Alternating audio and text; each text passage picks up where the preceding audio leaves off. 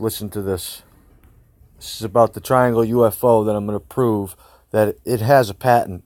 They're not alien from 1990, because I bring it back as far as 1952 on the patents.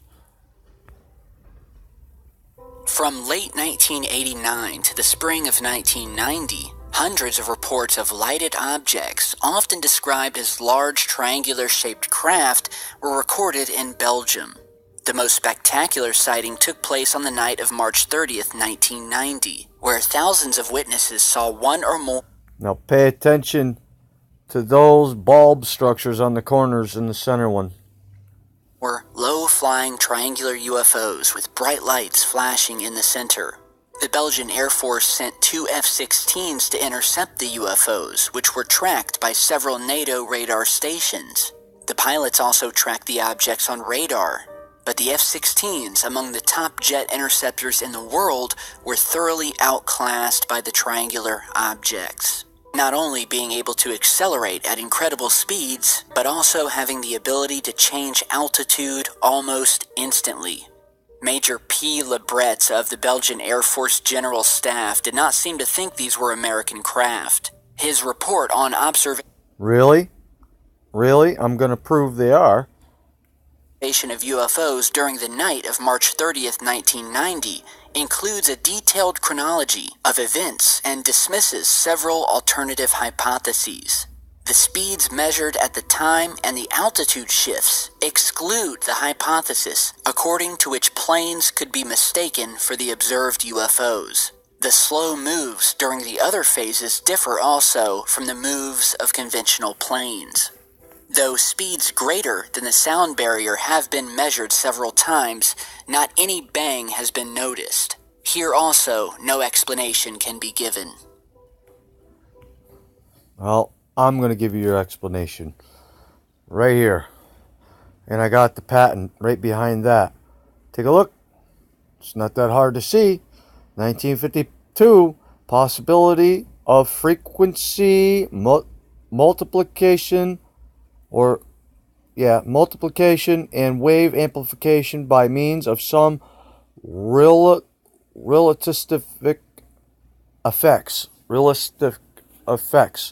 All right, now if we go over here, I got the abstract. Now you can see up on the upper right-hand corner, there's the patent number for triangular spacecraft.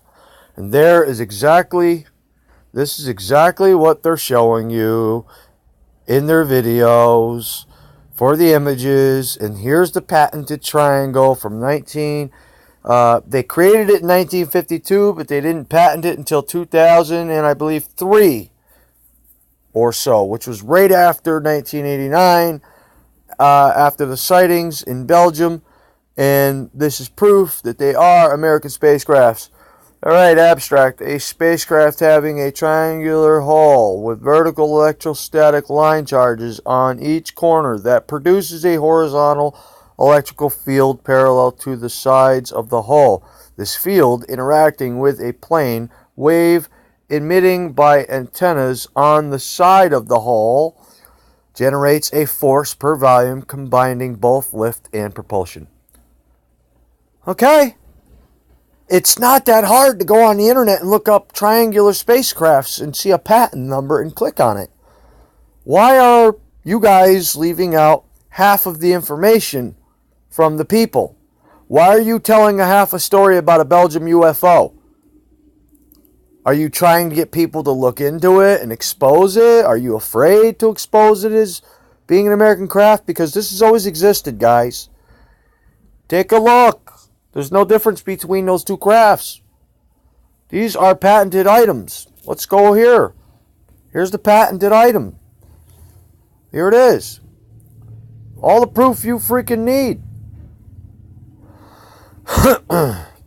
All the proof you need. Let's do this. If it'll let me scroll. Okay, here we go. Look at this. 1952, 1971. All their patents on everything they were doing for this particular model. Everything you want to know is all up inside of here. You see? It's not that hard. Look where I went. Google patents, triangular spacecraft. Wow, that was really hard. That was really, really hard to find. Not. Absolutely not. Alright? I did a couple videos before this. I don't know if you guys notice, but I believe you're being duped. You're being duped by you-know-who-whos. And we need to get to the bottom of it. If they're not duping us, they need to give us a proper explanation. And that includes